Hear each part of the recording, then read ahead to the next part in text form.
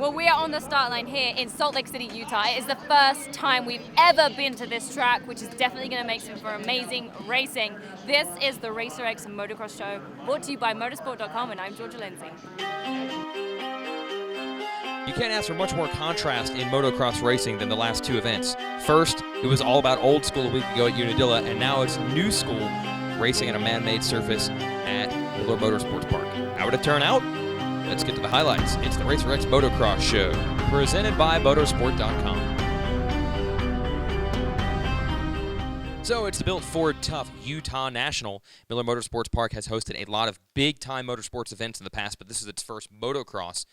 Spent about a year and a half planning this one, 38 straight days, 15 hours each to build this track. Let's go racing here in the first 450 moto. Justin Brayton has the whole shot on the number 10, right? Absolutely. No, Ryan Villopoto somehow is going to make up all this ground in one turn and grab the motorcyclesuperstore.com whole shot. Behind him, a battle with Brayton, Kennard, Stewart, Dungey, and the rest of the 450 field. Look at Justin Barcia getting kicked around. This track got pretty darn rough with all the soil they brought in. Battle is on. Brayton, Kennard, Dungey. This is a duel for second. Kennard is going to put his Muscle Milk Honda around the JGR Toyota Yamaha of Brayton to take over that number 2 spot. Then Dungey would get around Brayton and go after Trey. It was a good battle there as Villopoto in the lead was just continuing to pull away. Here's Dungey working some lines on Kennard. It was tough for the riders to get a handle on the track in the first moto because the surface changed so much. You had hard pack spots, you had loam, you had sand in sections. Dungey would take the measure of Kennard for third, and then James Stewart, who would drop back early, would get back into the picture, find his rhythm, and pass Kennard for the third place spot. And not soon after that, Stewart pulled out of the moto, we presume, with leftover neck injuries that he suffered from a crash at Unadilla. So the 41 of Kennard's back in the number 3 spot and doing it in slow motion. A little bit further back, we had a battle between Jake Weimer and Barcia, who's coming through. And Barcia's going to have some company. How about Malcolm Stewart, Luke Soil, Troy Lee Honda? He and Barcia are going to hook up in a fantastic duel that has an absolutely spectacular ending. It was an exclamation point ending. Okay, so here is the 51 of Barcia and the 32 of Mookie. They're dueling. They're fighting. It's exciting. It's close. This was a fantastic about lap and a half, and it ends like this. Boom! Bam Bam got Bam Bammed by Mookie. Not sure what caused that. Either way, those shenanigans are reserved for about half a lap behind that man, Villopoto, who is gone. Well done by the privateer, Weston Pike, who would finish 5th in this moto. Tyler Rattray had a resurgence in this one, finishing 4th. Villopoto wins, Dungey 2nd, Kennard 3rd. Dungey needs to beat Villopoto in this second moto, or Villopoto will wrap up the championship one race early. Here comes the gang rush to the start. 35, Rockstar Energy Racing ride of Ryan Sipes is going to grab the inside line and the whole shot. Wheelie time, though, for Villopoto, who's got a good enough start to quickly put himself in the lead. Just got to work on Sipes. Got Kennard and Dungey right behind him. Sipes and Kennard are going to prove pivotal here. Dungey has to beat Villopoto in this moto, so they are potentially spoilers. But the Ryans were on their game early in this one, and they would soon get around Sipes and make it a 1-2 show. Sipes, Kennard, and Barcia in the top 5 early. Dungey was definitely hustling early in this one, but Villopoto was just too fast, too strong, starts to get away. You'll see here in a moment the type of gap he had opened up a few laps into it. Dungey had a revised bike setup after Unadilla, said he felt better on the bike. Still wasn't enough to get the victory, though. So now you've got Kennard and Barcia going after Sipes for the number 3 position. Brayton and Andrew Short a little bit further back, and another glimpse of Weston Pike right in this mix. Kennard would get Sipes. Barcia would get Sipes. Sipes, by the way, has been taking some hits this year. Had a big crash, remember, at Millville, so probably wasn't quite 100%. And eventually Barcia is able to get by him to take over 5th. Up front, Villopoto continues to rock and roll, although this moto win will loom larger than others because it will be enough for him to wrap up the title if he can hang on.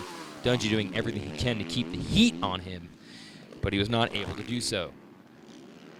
So your best battle late was actually for 3rd between the Honda boys. Kennard would have some company from his teammate Barcia. Barcia would make a run. Kennard would be able to hold him off. And behind them, the linebacker, Pike, doing it again, would finish 5th in both motos. That is an incredible ride.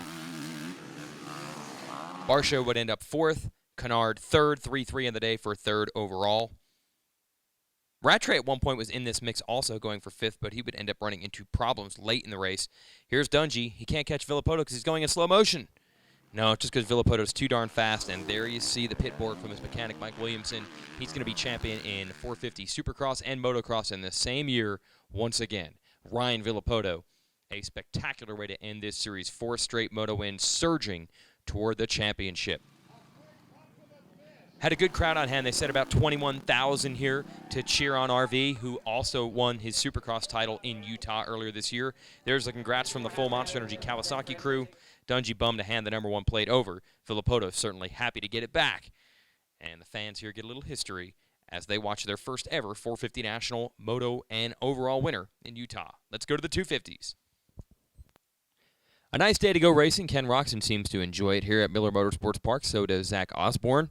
Osborne's just pumped because he's not going to get arm pump in the first moto finally.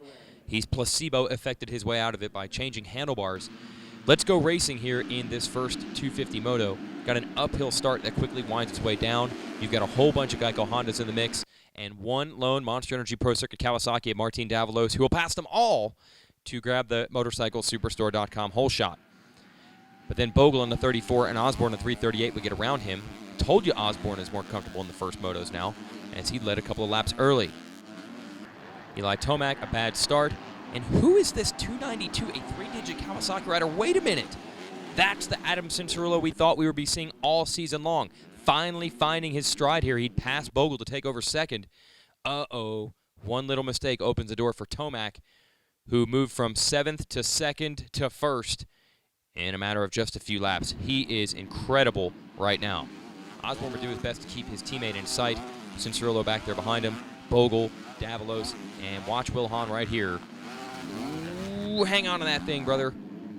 You want to know how Tomac goes so fast? Just listen in a little bit.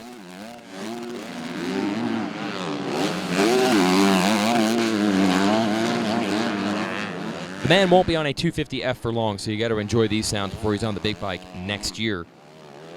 Cincerillo keeping him honest, only about a 6-second lead, which the way things have been going lately is a relatively small one for Tomac. And here comes Blake Baggett. Old El Chupacabra, not on the radar screen early. Here he is battling through the dust late in this moto to try to get his teammate for second. A couple of mistakes out of the rookie, and the champ was up to his rear wheel and able to make the pass. It's too late for Baggett to go after Tomac. In fact, as these two battled, Tomac stretched the lead to about 10 seconds. Where's Ken Roczen? Well, he had a bad start. He would eventually get to 4th, but 4th isn't going to do it. If he finishes 4th and Tomac wins Moto 2, Tomac is going to be champ. Roczen needs to be better in the second moto.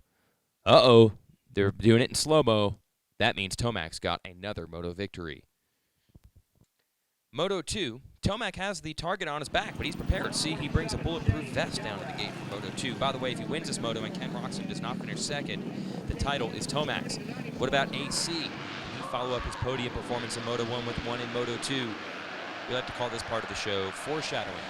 Don't forget about Cincerillo as you watch Bogle on the Geico Honda secure the motorcyclesuperstore.com hole shot. And yes, Cincerillo is down and last after the first turn. It is a mad scramble up front, as it always is in the 250 class. Look at that. Bogle out in front of Darren Durham. Haven't seen him up front in a while. And then it's Osborne, Jeremy Martin, who was landed on by Cole Seeley in the first moto, did not finish. He's back up front. Roczen, Muscan, Anderson. And at the back of that group is Tomac. Bogle and Durham definitely enjoying their moment in the sun. They've got to be feeling good about running up front. Bogle had a bunch of laps led in this thing, but then it was time to get serious. Roczen knows he's got to win this moto, stave off championship celebration. He starts to challenge Durham for second. Durham always looks good on a bike. He had good style and speed, but it was not enough to hold Roczen back. Then he got Muscan, and then, uh-oh, you saw Tomac. He's past Anderson and Martin, and the 17 is headed toward the front. Further forward he goes, now challenging Durham. Now Durham, again, his best moto since leading at Budds Creek, did everything he could, but uh-oh. Tomac will pass you on the inside or the outside. He does not care. As for Cincerillo, from 40th to 9th in this one, by the way. He was darned impressive here in Utah. Now Roczen's still going after Bogle. But bad news. Uh-oh. Look who's coming from third. Tomac on another one of his charges. Roxon's got to go. Here he's going to pass Bogle barely, and I mean barely, on the outside. And then all heck breaks loose. It turns windy enough to nearly take out Cooper Webb with a banner. At one point, the dust from the track got kicked up by the wind. It was blinding our crew. Couldn't even shoot those laps. Now we're back. Two things are happening. Blake Baggett is going after Bogle for third, and Tomac is going after Roxon for the lead. Baggett would secure the number 3 spot, but it appeared he was too far back of the leaders to challenge them. More on that later. Here is Tomac and Roxon battling for the number 1 spot. Tomac finally able to secure it. They had passed each other back and forth 3 or 4 times. Roxon desperate to hold him off. Tomac pulls away. That seemed to take a little of the wind out of Roxon's sails, and Baggett was more than willing to let that wind pick back up, and he went after Roxon down the stretch. This is the potential title spoiler. If Baggett can pass Roxon, the title is Tomac's. It would go down to the final lap. Look at Roxon getting desperate to hold on to the spot. Baggett clearing this double and getting back into the number 2 position. Tomac is going to take the moto win and the overall. The real question is, can he get the title? Will Baggett hold off Roxon? He's looking. Everyone's looking. How's this going to turn out? And they see this. Baggett barely able to hold off Roxon, and with that, Tomac has the points to snag the number 1 plate with a race to spare. He said he couldn't even believe it happened, and he probably would have celebrated harder had he known going over the finish line that the title was going to be his. There's your 250 podium.